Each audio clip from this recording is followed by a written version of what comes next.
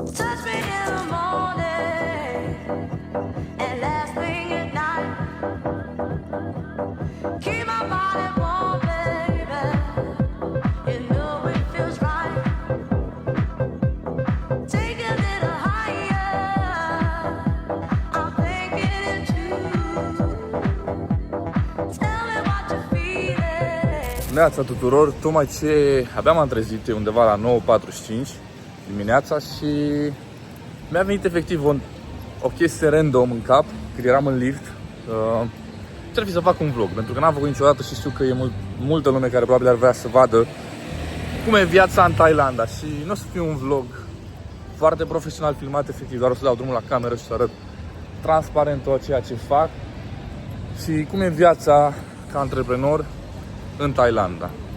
Astăzi o să fie pur și simplu o zi normală, o să mă duc acum să-mi iau o cafea de la 7-Eleven și să muncesc un pic 2 ore, apoi mă duc, fac un antrenament, de fapt nu, mă duc la ATV prima oară. Mă duc să mă plimb un pic cu ATV-ul și apoi mă duc să fac un antrenament de Muay Thai și apoi vedem. Dar o să documentez efectiv tot și vreau să stați cu mine pentru că vreau pur și simplu să arăt cum arată o zi normală din viața mea și cum e și traiul în Thailanda, pentru că știu că sunt multe persoane care mă urmăresc doar pentru chestia asta și vreau să vă arăt. Clasicele sandwich-uri de la 7-Eleven, deci sunt faimoase sandwich-urile astea, toată lumea care vine în Thailanda ar trebui să încerce chestiile astea. Ideea este că tot ce e în țara asta, mai ales la 7-Eleven, e foarte ieftin. Hai să vă arăt ceva. Deci asta e 39 de baht. 39 de baht vine undeva la 5 lei și 20 de bani, ceva de genul. Ideea e că e foarte bună, adică e o porție întreagă de mâncare care poți să mănânci cu 5 lei, da? Și sunt foarte multe chestii de genul ăsta. Eu nu prea mai mănânc mâncare thailandeză, adică pur și simplu mie îmi place mai mult să mănânc vită, dar am mâncat o perioadă destul de lungă tot ce înseamnă thailandez. Micul dejun al campionilor, 2 sandwich-uri și cafea. Deci, mic dejun simplu, dar nu vă exagerez, o să vezi că o analogie foarte interesantă. Cred că cât beau mai multă cafea, cu atât fac mai mulți bani. Chiar cred în chestia asta, nu știu de ce, mereu a funcționat. Și așa că îmi mince mereu dimineața cu cafea. Asta e și piscina, priveliștea de Phuket, sudul Thailandei și marea în partea aia. Vile pe munte. O să stau aici vreo 2 ore și apoi cred că merg la TV.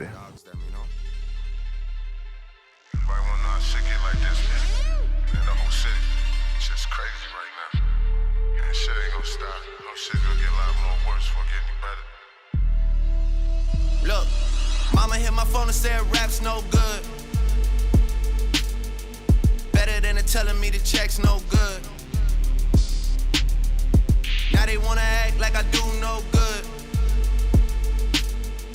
Funny cause I really did more than I should. O chestie foarte interesantă și niciodată nu m-am gândit la ea din perspectiva asta, dar cât am stat și în Bangkok ultima oară când am venit, am început să muncesc foarte mult de afară, dintr-un mediu de ăsta plăcut, de exemplu la soare.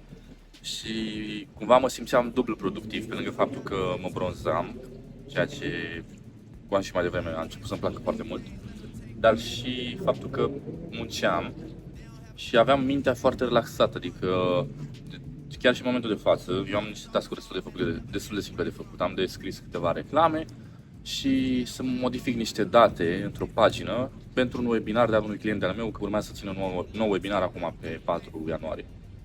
Și sunt niște chestii mecanice destul de simple și de obicei astea sunt un pic cicălitoare, doar că eu stând aici la piscină, de multe ori uit că și muncesc efectiv, zici că stau pur și simplu pe laptop. Pentru că mă uit la peisajul ăsta, da? Văd frumos toată insula, Phuket, sper că se vede că nu văd exact ce vă arăt. Și stau la soare și vitamina D, căldură, plăcut, relax. Cafeaua mea Ice Americano, care e cea mai bună cafea din lumea asta. Și pur și simplu stau așa și când lucrezi într-un mediu ca ăsta e foarte ușor să muncești. De multe ori și uit că muncesc efectiv, nu-mi dau seama. Deci ia uitați puțin aici, că știți că vă ziceam că fac o pagină pentru un client.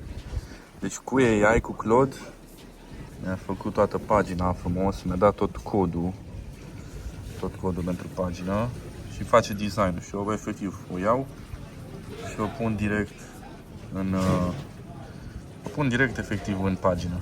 Deci mi salvează atât de mult timp, nici nu mai trebuie design pentru că fac totul cu AI. Și am și view-ul ăsta. Mișto.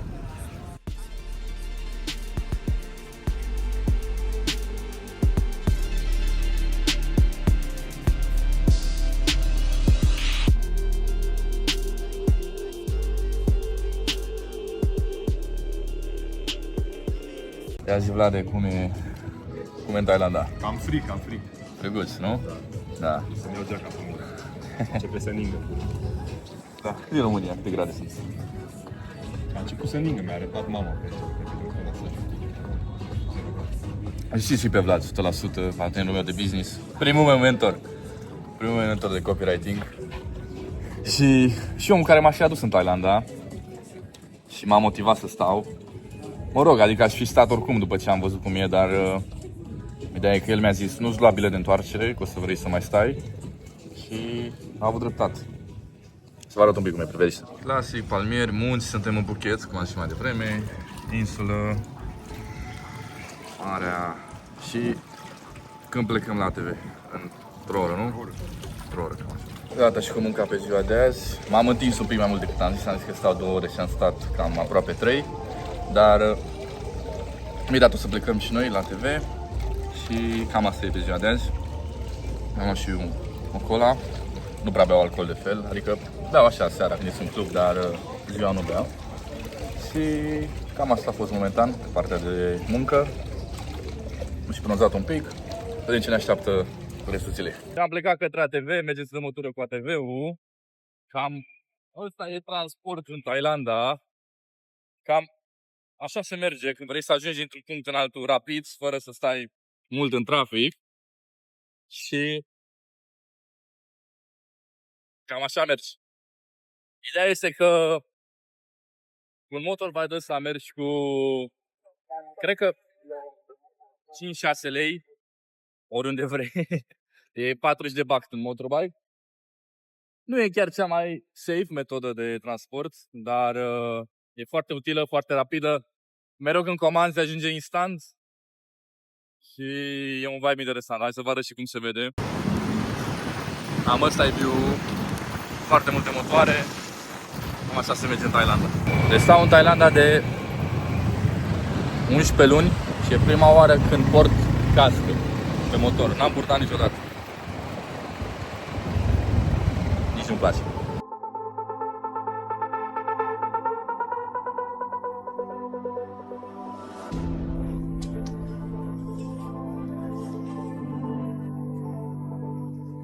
Am luat și o nucă de cocos. Bună rău chestia asta.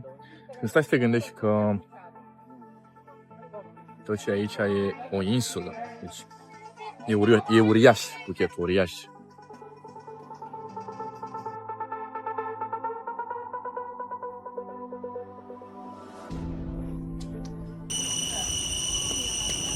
Maimuță. Ce zici, Vlad? Crezi că mușcă? Mușcă.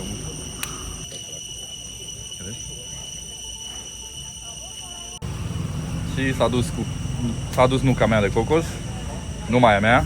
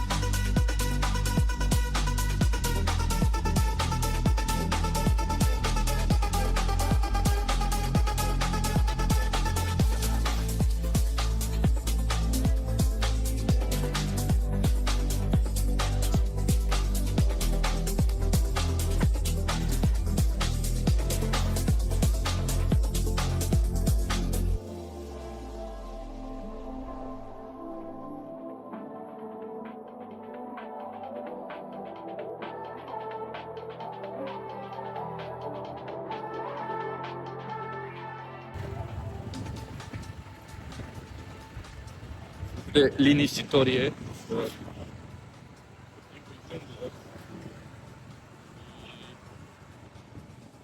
e peisajul tău? Ia zi, Vlade. Ia zi. Ce-i de Să ne mas? batem. Merge să ne batem. Să ne umflăm ochii. Am ajuns și la sală, Phuket Fight Club. Ne luăm o zi aici și luăm un antrenament forță.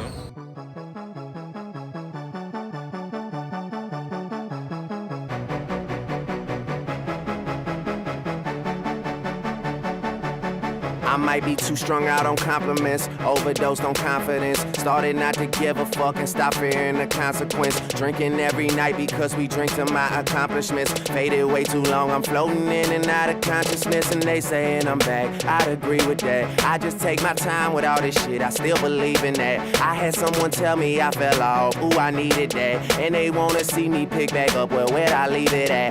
I know I exaggerated things, now I got it like that. Tuck my napkin in my shirt cause I'm just mobbing like that. You know good and well that you don't want a problem like that. You gon' make someone around me catch a body like that. No, don't do it. Please don't do it. Cause one of us goes in and we all go through it. And Drizzy got the money, so Drizzy gon' pay it. Those my brothers, I ain't even gotta say it. That's just something they know. They know, they know, they know. They know, they know, they know. They know, they know, they know. Yeah, they know, yeah. That the real is on the rise. Fuck them other guys. I even gave them a chance to decide. Now it's something they know. They know, they know, they know. Yeah, I be yelling out money over everything. Money on my mind. Then she wanna ask when it got so empty. Tell her I apologize, happened over time. She says they missed the whole Drake, girl, don't tempt me. If they don't get it, they'll be over you. That new shit that you got is overdue. You better do what you supposed to do. I'm like, why I gotta be all that? But still I can't deny the fact that it's true. Listen to you expressing all them feelings. Soap opera rappers, all these niggas sound like all my children. And that's who you thinking is about to come and make a killing. I guess it really is just me, myself, and all my millions. You know that they ain't even got it like that. You gon' hype me up and make me catch a body like that. Cause I live for this, it isn't just a hobby like that. When they get my shit and play it, I ain't even gotta say it, they know. They know, they know, they know. They know, they know, they know. They know, they know, they know. Yeah, they know. Gata și antrenamentul, mergem, facem un duș, mâncăm ceva și după aia vedem unde ajungem.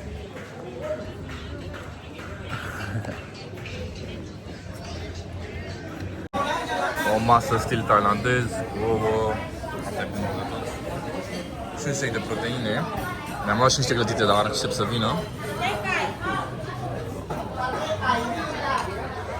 În sfârșit am ajuns și acasă, ne-am oprit un pic pe la mall să luăm ceva haine. Fața un pic umflată. O să mai stăm un pic, o să mai ieșim un pic pe afară și cam asta a fost pe ziua de azi. Cheiem seara și cu o masă frumoasă în oraș și pe Vlad. Am niște mâncare turcească și cam asta a fost pe ziua de azi. După aceea o să vă arăt și priveliștea că e foarte mișto și localul e foarte mișto. Și mănânci aici cu 40 de lei, ceea ce în România cred că e 70-80, nu mai sunt chiar la curent cu prețurile. Am asta a fost și pe ziua de azi. E primul meu vlog de acest gen, în care pur și simplu filmez ceea ce fac. Eu de obicei nu prea fac asta pentru că nu prea îmi place, m-am obișnuit să fac lucruri fără să filmez. Dar știu că multă lume m-a întrebat pur și simplu să arăt și cum e lifestyle-ul în Thailanda. Și n-am arătat, n-am vorbit foarte mult de... Ideea este că Thailanda poate fi în două feluri văzute, deci e o parte în care e foarte fină și o parte în care e probabil mai scump ca în România. Depinde mult și de ceea ce faci, depinde de ce stil de viață ai, ce faci pur și simplu zilnic, unde stai și așa mai departe. Ideea este că aici, cumva, oamenii sunt mult mai deschiși către antreprenoriat și am văzut foarte multe persoane care fac bani online, efectiv. Și am mulți prieteni care fac asta și cumva, de când am venit aici, am ajuns în... Parcă toată lumea face bani online și sau oameni foarte deschiși, gândiri foarte deschise efectiv către idei noi și asta e o chestie foarte bună pentru că cu cât ești mai deschis, cu atât e mai ușor să evoluezi, e mai ușor să înveți lucruri noi. Și hai să vă arăt cum se vede și orășelul. Asta e priveliștea, palmieri. E un pic întuneric pentru că e noapte, dar e drăguț. Plaja, trafic de Asia, evident. Ideea este că țara asta nu doarme niciodată. Orice vrei, găsești deschis și la ora 4 dimineața. Dar e un vibe foarte mișto. Vă recomand tuturor care aveți posibilitatea să lucrați online, să veniți aici, pentru că vă va schimba mult perspectiva, vă aștept să vă, pur și simplu, deschideți mintea, vă aștept să evoluați și dacă nu aveți deja posibilitatea, pur și simplu, continuați zilnic să evoluați, să deveniți o persoană mai bună, să obțineți abilități noi și informații nouă, să vă înconjurați cu oameni care, pur și simplu, au ajuns unde vă doriți, pentru că, să fim realiști, mediul este efectiv cheia succesului pentru o persoană. Dacă te înconjuri cu oameni care sunt acolo unde îți dorești, inevitabil vei ajunge și tu acolo. Și efectiv, ești suma celor 5 persoane cu care te înconjuri. Da. Cam asta a fost pur și simplu pentru vlogul de azi, pur și simplu o zi normală din viața mea și sper că nu v-am plictisit, sper că v-a plăcut. Lăsați-mi în comentarii dacă vreți să fac mai multe vloguri de acest gen și să arăt pur și simplu mai mult despre cum e viața în Thailanda și cum este efectiv să lucrezi ca antreprenor la 22 de ani și să călătorești. Dacă vreți să vedeți mai multe, lăsați-mi în comentarii, lăsați și un subscribe pentru că urmează mult conținut educativ și despre partea de AI copywriting și am multe idei și multe surprize care vreau să le postez pe acest canal. Cam asta a fost. Vă mulțumesc că ați stat până la final. Ne vedem în următorul clip.